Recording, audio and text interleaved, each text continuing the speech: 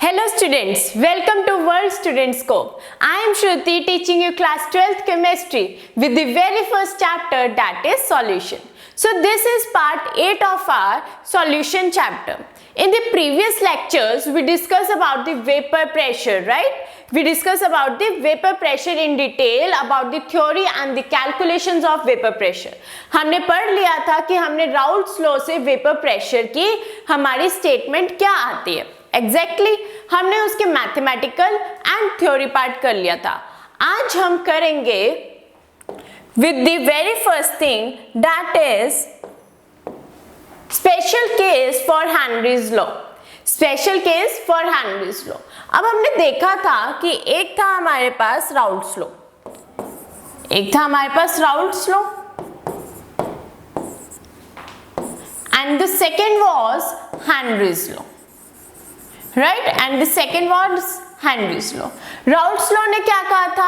Raoult's law ने कहा था कि जो हमारा P1 होता है, जो हमारा P1 होता है, that is partial pressure of one is equal to pure pressure, pure vapor pressure of component 1 into its small fraction. And Henry's law ने क्या कहा था कि जो हमारा पार्शियल प्रेशर होता है that is equal to KH chi, where KH is the Henry's constant, right? So हमारे पास राउल्ट्स लॉ और हेनरीज लॉ के स्टेटमेंट के अकॉर्डिंग दोनों बात तो सेम कर रहे थे. बात तो दोनों ने सेम कही थी कि जो हमारा प्रेशर है वो कहीं ना कहीं फंक्शन होता है मोल फ्रैक्शन का. एग्जैक्टली जो हमारा प्रेशर है वो फंक्शन है मोल फ्रैक्शन का. तो इन दोनों में डिफरेंसेस और सिमिलैरिटीज क्या है? डिफरेंसेस तो आपको इसके स्टेटमेंट में दिख रही है कि यहाँ पर जो हमारा कांस्टेंट वैल्यू है वो डिफरेंट है. राउल्ट्स लॉ और हेनरीज लॉ में कांस्टेंट वैल्यू बहुत डिफरेंट है. Though their statements are quite similar to each other but still उनके जो कांस्टेंट वैल्यूज हैं वो डिफरेंट है. KH की वैल्यू जो है वो हर एक कंपोनेंट के लिए डिफरेंट टू डिफरेंट हो सकती है. वेयर एज पार्शियल प्रेशर जो ये है हमारे पास प्योर वेपर कंपोनेंट के वो टेम्परेचर और प्रेशर डिपेंडेंट है. So, according to Raoult's law, the vapor pressure of a volatile component in a given solution is given by P1 that is vapor pressure. That is vapor pressure of component 1 to the is equal to the vapor pressure of pure component 1. Pure component 1 मतलब उस temperature पे जो वो purity के साथ होएगा. जब हमने कोई और पार्टिकल उसमें नहीं डाला तब तक जो प्योर कंपोनेंट है उसकी value into its mole fraction, उसी कंपोनेंट का मोल फ्रैक्शन लेना.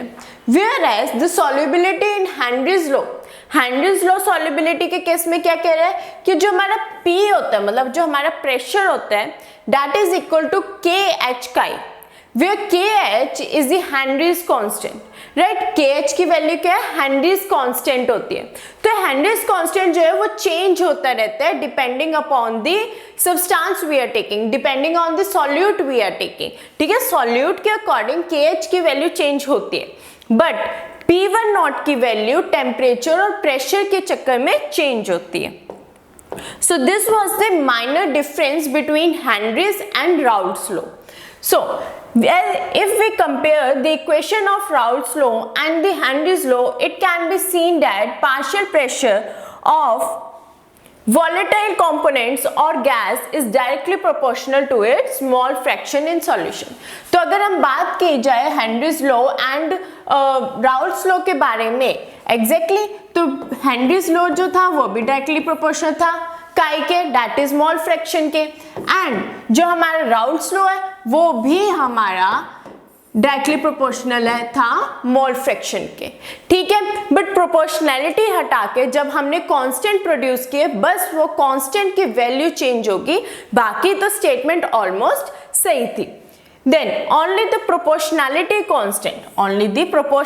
constant that is KH value and P naught value difference from each other. Thus Raoult's law becomes a special case of Henry's laws which KH becomes equal to P1 naught. ठीक है। P10 के according जो हमारी KH की value है वो change होती है, बाकी पूरा लॉ हमारा सेम है। ये हमने हेनरीज और राउल्ट्स लॉ कहते हैं। Clear? I think it is very clear to you कि हेनरी और राउल्ट लॉ में क्या डिफरेंस है और क्या सिमिलरिटी है। उनकी स्टेटमेंट बिल्कुल ही करेक्ट है, उन दोनों की स्टेटमेंट बिल्कुल सिमिलर है, बट माइनर डिफरेंस ये है कि उनके कांस्टेंट की वैल्यू जो है वो डिफरेंस है। इसी वजह से ये जो हमारा राउल्ट्स लॉ है वो एक स्पेशल केस है हेनरीज लॉ का, एक स्पेशल केस है हेनरीज लॉ का, हम ऐसे भी कह सकते हैं। सो now next is vapor pressure of the solution in solid in liquid। अब हम solid की बात करेंगे जब liquid में आएगा। लास्ट लेक्चर में हमने liquid in liquid की बात करी थी, जहां पर हमारे पास बाइनरी सॉल्यूशन था, volatile components थे, एक solute था एक solvent था, and both the components were volatile substances। solute और solvent दोनों ही volatile थे। exactly। अब इस केस में हम पढ़ने वाले हैं सॉलिड इन लिक्विड। जब हमने सॉलिड को लिक्विड में डाल दिया तो क्या होगा? सो इन अ प्योर लिक्विड, जब हमने बिल्कुल प्योर लिक्विड लिया, मतलब प्योर हम कह सकते हैं सॉल्वेंट ले लिया, right, the entire surface is occupied by the molecules of the liquid. अब देखो ये मेरा कुछ बीकर है, सपोज के ये मेरा बीकर है, राइट, मैंने इसमें पानी डाला, तो इसके अभी जो यहाँ पे पार्टिकल्स हैं, जो मेरे लिक्विड के पार्टिकल्स हैं, वो प्योर सॉल्वेंट है।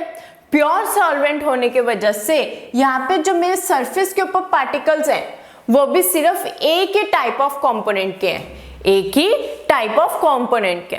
अगर अब मैंने नॉन वॉलेटाइल सॉल्यूट इसमें ऐड कर दिया, कोई मैंने नॉन वॉलेटाइल सॉल्यूट ऐड किया, नॉन वॉलेटाइल का कौन से होते हैं? जो कि गैस में चेंज नहीं होते। फॉर एग्जाम्पल मैंने शुगर ऐड कर दी, शुगर जो है वो गैस में कन्वर्ट नहीं होती है, is added to a solvent to give a solution. ठीक है, अब मैंने क्या किया, पानी में चीनी डाल दी और उसको डिसॉल्व कर दिया। The vapour pressure of the solution slowly from the solvent alone. अब क्या होएगा, जो मेरा वेपर प्रेशर है वो डिक्रीज करेगा या इंक्रीज करेगा? अब पहले जो मेरा बीकर था उसमें प्योर पानी था, ठीक है, प्योर पानी था, और पानी जो है वो वॉलेटाइल है, वो गैस में कन्वर्ट होता है। सपोज कि यहाँ पे मेरा वाटर था, यहाँ पे मेरा वाटर था, जब प्योर स्टेट में था तो वो गैस में कन्वर्ट होता है। बट अब मैंने क्या किया, इसी बीकर के अंदर थोड़े से सॉल्यूट के पार्टिकल्स डाल दिया। मैंने सॉल्यूट डाला, that is non volatile in nature, non volatile in nature. तो जब नॉन वॉलेटाइल डाल दिया तो अब क्या होगा, इसके जो सरफेस है उस पे पानी के साथ साथ नॉन वॉलेटाइल सॉल्यूट के भी पार्टिकल्स प्रेजेंट होंगे, नॉन वॉलेटाइल सॉल्यूट के भी पार्टिकल्स यहाँ प्रेजेंट है। अब क्या होगा, जो कैपेसिटी से ये गैस बन के रिमूव आउट हो रहा था, क्या उतनी कैपेसिटी से ये होगा? नहीं होएगा, क्योंकि जब अब जो है सॉल्यूट के पार्टिकल्स, फॉर एग्जांपल 10 पार्टिकल में से कुछ 5 पार्टिकल्स भी प्रेजेंट है, तो वो 5 रिस्ट्रिक्ट करते हैं गैस बनने के लिए, 5 जो है वो रिस्ट्रिक्ट कर रहे हैं। और इस केस में जो थे वो पूरे जो 10 पार्टिकल्स प्रेजेंट थे वो पूरे ही गैस में कन्वर्ट हो रहे थे। तो वेपर प्रेशर यहाँ पे इंक्रीज कर रहा था और यहाँ पे डिक्रीज करेगा। क्यों? क्योंकि हमने नॉन वॉलेटाइल सॉल्यूट उसमें ऐड किया। So this vapor pressure of the solution at a given temperature is found to be lower than the vapor pressure of the pure solvent at the same time। तो ये भी यही same बात कह रहा है कि हाँ, हमारे पास जब मैंने सॉल्यूट डाल दिया तो मेरा जो वेपर प्रेशर है वो कम हो गया, Whereas जब मेरे पास प्योर सॉल्वेंट का केस था तो मेरा वेपर प्रेशर हाई था। ऐसा क्यों हुआ? जब मेरा प्योर सॉल्वेंट था उसके सरफेस पर अगर 10 पार्टिकल भी बैठे हुए हैं तो 10 के 10 पार्टिकल गैस में कन्वर्ट हो रहे हैं, क्योंकि वो मेरा प्योर सॉल्वेंट था जो कि वॉलेटाइल था नेचर में। बट अब मैंने उस प्योर सॉल्वेंट में चीनी डाल दी या फिर मेरा नॉन वॉलेटाइल सॉल्यूट ऐड कर दिया जो कि गैस में नहीं कन्वर्ट होता। अब उस 10 पार्टिकल के साथ कुछ 5 पार्टिकल्स आके सॉल्यूट के भी बैठ गए, तो सरफेस पे वो 5 पार्टिकल जो है नॉन वॉलेटाइल सॉल्यूट के वो रिस्ट्रिक्ट करेंगे आगे बढ़ने के लिए, वो रिस्ट्रिक्ट करेंगे उसको गैस में कन्वर्ट होने के लिए, जिसकी वजह से हमारे पास सॉल्यूट डालते वेपर प्रेशर डिक्रीज हो गया। और जब मेरा प्योर सॉल्वेंट था, मतलब पानी था, तो उसकी वेपर प्रेशर हाई था, क्योंकि प्योर सब्सटेंस में सारे के सारे पार्टिकल्स गैस में कन्वर्ट हो रहे थे। Whereas in non volatile के केस में जब मैंने सॉल्यूशन बना दिया उसमें उसको रिस्ट्रिक्शन मिल रही थी गैस में कन्वर्ट होने के लिए, क्योंकि सॉल्यूट के पार्टिकल्स अब डिसॉल्व हो गए थे। तो वो यही कह रहा है, बहुत इंपॉर्टेंट कंक्लूजन है कि जो वेपर प्रेशर होता है एक परफेक्ट टेम्परेचर पे, ठीक है, हम अभी तक परफेक्ट टेम्परेचर की बात करते हुए आए हैं, परफेक्ट प्रेशर की बात करते हुए आए हैं। हाँ जी, तो जब वेपर प्रेशर मेरा सॉल्यूशन का था वो लोअर था as compare to the vapour pressure of the pure solvent. Pure solvent के केस से जो हमारा वेपर प्रेशर जो सॉल्यूशन का था वो कम था, इसी वजह से क्योंकि मैंने नॉन वॉलेटाइल सॉल्यूट उसमें ऐड किया था, और वाटर जो है मेरा प्योर सॉल्वेंट और प्योर वॉलेटाइल कंपोनेंट होने की वजह से वो सारा ही गैस में कन्वर्ट हो रहा था। वेयर एज जब मैंने सॉल्यूट डाला, नॉन वॉलेटाइल सॉल्यूट डाला, तो वो गैस में कन्वर्ट होने से रिस्ट्रिक्ट कर रहा था, क्योंकि उसके साथ अब सॉल्यूट के पार्टिकल्स आ गए थे, right. So in this solution the surface has both solute and solvent particles. वही बात है कि यहाँ पर अगर मेरा बीकर है, यहाँ पे तो मेरे पास जो सरफेस, यहाँ पे तो एक ही टाइप ऑफ कंपोनेंट के पार्टिकल्स हैं, बट जब मैंने उसके अंदर सॉल्यूट डाला, तो उसके साथ अब कुछ थे सॉल्यूट के पार्टिकल्स प्लस सॉल्वेंट के पार्टिकल्स, ठीक है। तो अब क्या हुआ, जब हमारे पास सॉल्यूशन बन गया तो उसके सरफेस के ऊपर सॉल्यूट और सॉल्वेंट के दोनों के पार्टिकल्स प्रेजेंट है, right. Thereby the fraction of the surface covered by the solvent molecules get reduced. अब जो था, अब आप यहाँ पे खुद ही देख रहे हो कि यहाँ पर एक ब्लैंक लाइन है, दैट इज वाटर के पार्टिकल्स हैं, और वहां पर अब सर्कल्स भी प्रेजेंट है, दैट इज सॉल्यूट के पार्टिकल्स भी प्रेजेंट है एक लेयर पे, है ना। अब हमारे पास उस लेयर को कवर करते हुए सॉल्यूट के पार्टिकल्स एडेड है। अब उस सॉल्यूट के पार्टिकल ऐड होने की वजह से क्या होएगा, the consequently the number of solvent molecules escaping from the surface is correspondingly reduced, thus the vapor pressure is also reduced. So अब क्या होएगा कि जब हमारे पास यहाँ पे सॉल्यूट के पार्टिकल्स आ गए, वो उसको रिस्ट्रिक्ट करेगा, सॉल्वेंट के मॉलिक्यूल्स को रिस्ट्रिक्ट करने का बाहर जाने के लिए। क्यों? क्योंकि सॉल्यूट जो है मेरा नॉन वॉलेटाइल और वो गैस में कन्वर्ट नहीं होता। उसने बोला मैं ना खुद कन्वर्ट होने दूंगा और ना सॉल्वेंट को कन्वर्ट होने दूंगा, ठीक है। तो वही बात उसने यहाँ पर कही कि जो नंबर ऑफ सॉल्वेंट पहले रिमूव हो रहे थे, गैसियस स्टेट में आ रहे थे, वो अब नहीं आ पाएंगे। क्यों? क्योंकि जो सॉल्यूट के पार्टिकल्स हैं सॉल्वेंट के लेयर पे प्रेजेंट, वो जो है उसे रिस्ट्रिक्ट कर रहे हैं बाहर निकलने के लिए, वो उसे रिस्ट्रिक्ट कर रहे हैं बाहर निकलने के लिए, और उसका वेपर प्रेशर को रिड्यूस कर रहे हैं, उसके वेपर प्रेशर को रिड्यूस कर रहे हैं। ऐसा इसलिए हो रहा है क्योंकि मैंने नॉन वॉलेटाइल सॉल्यूट सॉल्वेंट में ऐड किया है, इस वजह से मेरे पास ये हो रहा है। आई थिंक ये आपको क्लियर हो गया, बिल्कुल अच्छे से क्लियर हो गया कि क्यों हमारे पास ऐसा हो रहा है कि जैसे मैंने सॉल्यूट डाला, सॉलिड सॉल्यूट डाला, that is non volatile solute डाला, तो उसका वेपर प्रेशर कम हो गया। वेपर प्रेशर क्यों कम हुआ? क्योंकि यहाँ पे सॉल्यूट के पार्टिकल्स सॉल्वेंट के लेयर पे से उसको रिस्ट्रिक्ट कर रहे हैं कि वो गैस में कन्वर्ट।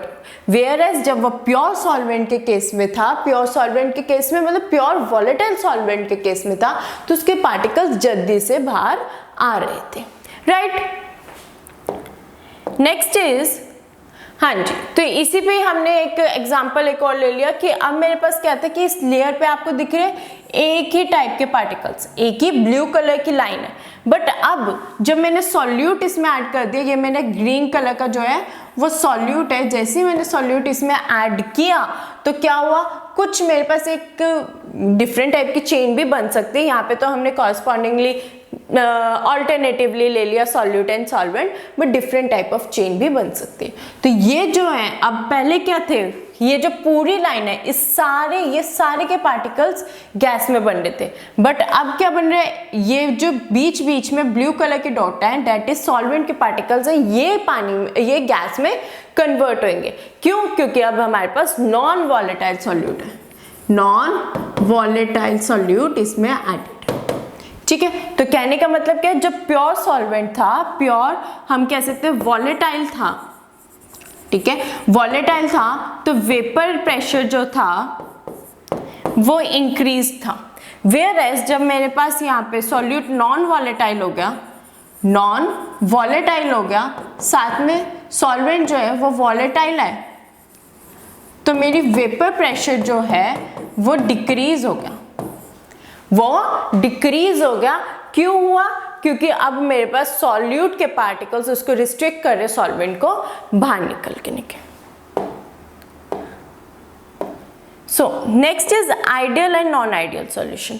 अब हमने इतनी तो बात कर ली कि भाई वेपर प्रेशर क्या होता है, ठीक है, सॉल्युबिलिटी क्या होती है, हेनरीज लॉ, राउल्ट्स लॉ।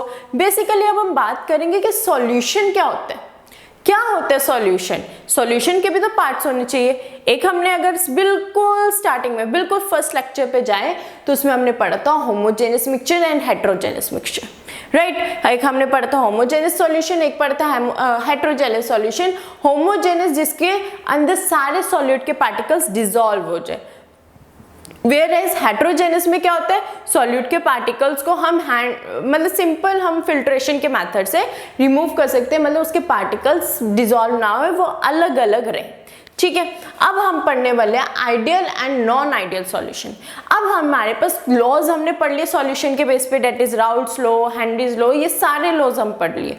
अब हम पढ़ेंगे कि एग्जैक्टली इस लॉ के बेस पे, इन लॉज के बेस पे ये आइडियल और नॉन आइडियल सॉल्यूशन क्या कहलाते हैं, ठीक है। So the solutions which obey Raoult's law over the entire range of concentration are known as ideal solution। तो अभी हमने पढ़ा था कि राउल्ट्स लॉ एक स्पेशल केस है हेनरीज लॉ का, राइट। तो जो वो सॉल्यूशन जो राउल्ट्स लॉ को ओबे करेंगे, जो राउल्ट्स लॉ को ओबे करेंगे, उन्हें हम आइडियल सॉल्यूशन कहेंगे। So the ideal solution have two other important properties. The enthalpy of mixing of pure component to form solution is 0 and the volume of mixing is also 0। तो basically यहाँ पे वो क्या कह रहा है कि जो मेरे पास सॉल्यूशन राउल्ट्स लॉ को ओबे करेंगे उन्हें हम कहते हैं आइडियल सॉल्यूशन। अब इसमें दो प्रॉपर्टी और आ जाती है। ये तो नहीं है हम सिर्फ ये बोल के छोड़ दे कि भाई राउल्ट्स लॉ ओबे करेगा तो हो जाएगा, ऐसा नहीं है। हमें इसकी दो प्रॉपर्टी और रखनी है, that is enthalpy of pure component to the enthalpy of volume, ठीक है। वो क्या कह रहा है कि इनकी जो मिनिमम वैल्यू होनी चाहिए जब हम इनको मिक्स करें, जब हमने दो कंपोनेंट को मिक्स कर दिया तभी तो सॉल्यूशन बना। जैसे मैंने दो कंपोनेंट को मिक्स कर दिया तो जो उनकी एंथैल्पी है प्योर कंपोनेंट के स्टेट में वो 0 होनी चाहिए and evenly volume of mixing is also 0, ठीक है, volume of mixing is also 0। तो basically ideal solution main point तो ये कह रहा है कि जो हमारा राउल्ट्स लॉ को ओबे करेगा वो मेरा आइडियल सॉल्यूशन हो जाएगा, ठीक है। और दो कंडीशन और लगा दी कि मेरी एंथैल्पी ऑफ प्योर कंपोनेंट भी 0 होने चाहिए और वॉल्यूम ऑफ मिक्सिंग भी 0 होनी चाहिए। ये मेरा आइडियल सॉल्यूशन कहता है।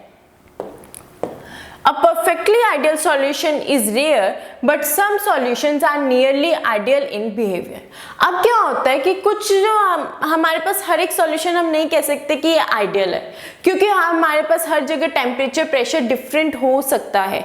इस टाइम पे भी आप देखोगे तो कि सुबह का टेम्परेचर डिफरेंट होता है, शाम का टेम्परेचर डिफरेंट होता है, राइट। अगर आप देख रहे हो तो सुबह और शाम के टेम्परेचर में कितना डिफरेंस होता है। अगर आप अर्ली मॉर्निंग और रात का टेम्परेचर लो तो बहुत डिफरेंसेस होते हैं। तो ऐसे कंडीशंस आ जाते हैं, ठीक है। यहाँ पर कुछ और टेम्परेचर है, मैं कोई सी फॉरेन कंट्री में चली जाऊँ वहाँ कुछ और टेम्परेचर है, यहाँ का प्रेशर इस टाइम डिफरेंट है, अलग कंट्री का प्रेशर डिफरेंट है। तो डिपेंडिंग अपॉन डिफरेंट कंडीशन कई बार हमारे आइडियल सॉल्यूशंस भी चेंज हो जाते हैं, क्योंकि हमारे पास राउल्ट्स लॉ की डेफिनेशन वहाँ पे अलग हो जाती है। राउल्ट्स लॉ क्या कहते हैं, P1 = P1 not Chi1, right. तो कई बार मोल फ्रैक्शन में डिफरेंस आ जाता है, कई बार प्योर कंपोनेंट में डिफरेंस आ जाता है, तो जिस वजह से हमारा आइडियल सॉल्यूशन नहीं बन पाता। ठीक है, मतलब वो आइडियल बिहेव नहीं कर सकता क्योंकि वो राउल्ट्स लॉ को हर टाइम ओबे नहीं कर पा रहा होता। So solution of n hexane and n heptane, bromoethane and chloroethane, benzene, toluene, इन सब के जो ऑर्गेनिक कंपाउंड्स के जितने भी हमारे पास रिएक्शंस है, जितने भी हमारे पास प्रोडक्ट्स बन रहे हैं, वो सारे के सारे आइडियल सॉल्यूशन की कैटेगरी में आते हैं। वो सारे आइडियल सॉल्यूशन के कैटेगरी में आते हैं। जनरली हम कौन से ले रहे हैं, जो हमारे पास ये ऑर्गेनिक है। देखो n-हेक्सेन, अभी हम पढ़ेंगे हेक्सेन क्या होते हैं, जैसे कि हेक्सेन होते हैं C6, this is hexane ring, this is hexane ring, ठीक है।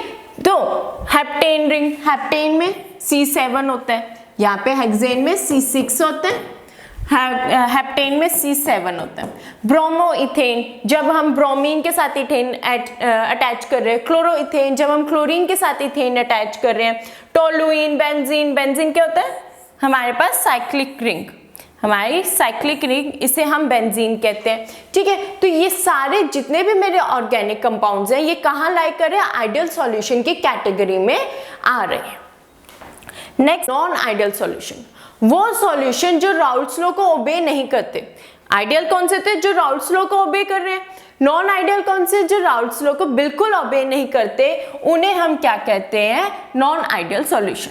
सो when a solution does not obey Raoult's law over the entire range of concentration, then it is called a non ideal solution. जब वो Raoult's law को नहीं ओबे करेगा, ठीक है, does not obey Raoult's law. हमेशा याद रखना, आइडियल सॉल्यूशन राउल्ट्स लॉ को ओबे करेगा, नॉन आइडियल राउल्ट्स लॉ को ओबे नहीं करेगा। तो पहली तो बात उसने ये कह दी कि राउल्ट्स लॉ जो ओबे नहीं करेगा वो तो हो गया non ideal solution. Now the vapour pressure of such a solution is either higher or lower than that predict by Raoult's law, ठीक है। अब इस केस में क्या होता है, क्यों हमारे पास राउल्ट्स लॉ का अगर आपको ग्राफ याद हो, ठीक है, राउल्ट्स लॉ का ग्राफ याद हो, तो बेसिकली क्या हो रहा था, कुछ ऐसा ग्राफ बन रहा था, है ना, कुछ ऐसा ग्राफ बन रहा था, स्ट्रेट लाइंस में ग्राफ बन रहा था। बट अब क्या होएगा कि जो मेरा ग्राफ है उसमें कुछ वैल्यू कहीं से हाई होएगी, कुछ वैल्यू कहीं से लो होएगी, राइट, क्योंकि नॉन आइडियल है ना, जरूरी तो ना कि ऐसी स्ट्रेट लाइन बनेगा। स्ट्रेट लाइन तो आइडियल के केस में बनना चाहिए, नॉन आइडियल के केस में या फिर ये लो होएगा या अबव होएगा। तो ये कंडीशन पॉसिबल है, क्यों पॉसिबल है, क्योंकि वो राउल्ट्स लॉ को ओबे नहीं कर रहा, तो स्ट्रेट लाइन ग्राफ मेरे पास आएंगे नहीं। तो क्या होगा, कुछ वैल्यू अप हो जाएगी, कुछ वैल्यू डाउन हो जाएगी, depending upon the solution. So if it is a higher, अगर इसकी वैल्यू हाई जाती है, ऊपर की तरफ जाती है, मतलब कि ये मेरे पास ये है, अभी मैं आपको एक ही पॉइंट बना के दिखा रही हूं, ठीक है, इसकी वैल्यू ऊपर की तरफ गई, ऊपर की तरफ गई तो उसे हम क्या कहते हैं, पॉजिटिव डेविएशन कहते हैं। और अगर नीचे की तरफ जाएगी, मतलब कि मेरे पास अगर हम ये ले लें तो नीचे की तरफ जा रही है, बिलो जा रही है, तो वो हमारे पास क्या हो जाएगी, नेगेटिव डेविएशन हो जाएगी, राइट। तो नॉन आइडियल क्या है, नॉन आइडियल वो सॉल्यूशन है जो कि राउल्ट्स लॉ को ओबे बिल्कुल नहीं करेगा, ठीक है। इसमें क्या होगी, जो वैल्यूज है वो अप या डाउन हो सकती हैं। जो वैल्यूज ऊपर की तरफ जाएंगी, अबव जाएंगी, उन्हें हम कहेंगे पॉजिटिव डेविएशन, वेयरएज जो नीचे की तरफ जाएंगी, बिलो में जाएंगी, उन्हें हम कहेंगे negative deviation. Show cause of positive deviation, अब पॉजिटिव डेविएशन होता ही क्यों है, ठीक है। In case of positive deviation from Raoult's law, AB interactions are weaker than those between AA and BB. That is, in this case, the intermolecular attractive forces between the solute-solvent molecules are weaker than those between solute-solute and solvent-solvent molecules.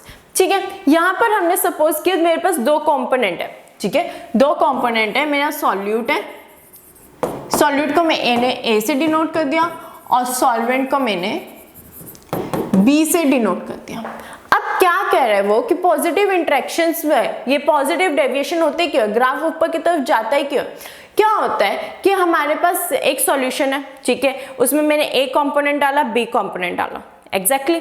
तो वो क्या कहना चाह रहा है कि जो मेरे पास सॉल्यूशन बन के आ रहा है, मतलब एक A और एक B ने कोलैप्स होकर एक बॉन्ड बनाया है, ठीक है, वो बॉन्ड में जो फोर्सेस है वो वीक है, वो जो बॉन्ड में फोर्सेस है वो वीक है।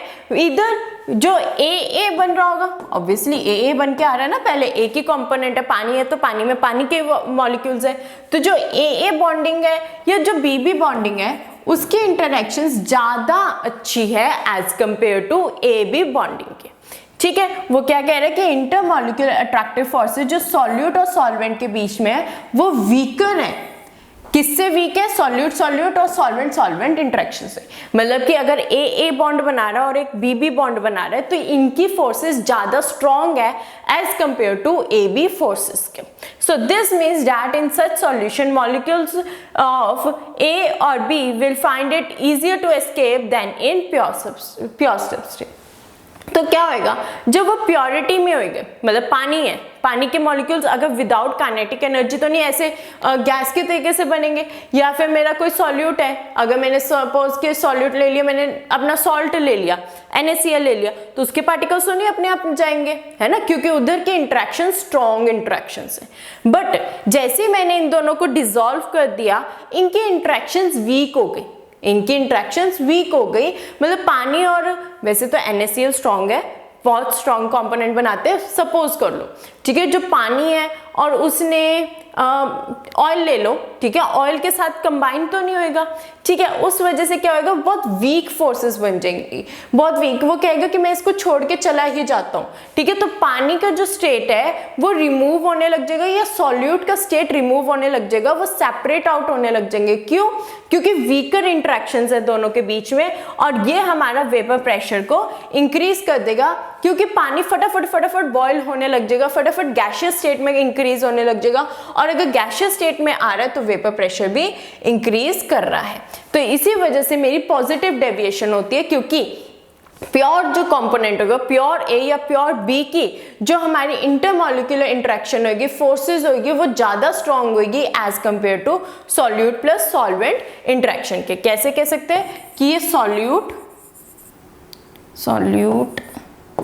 प्लस सॉल्वेंट की जो इंटरेक्शन है वो वीक होगी, ठीक है, वो वीक होगी एज कंपेयर टू सॉल्यूट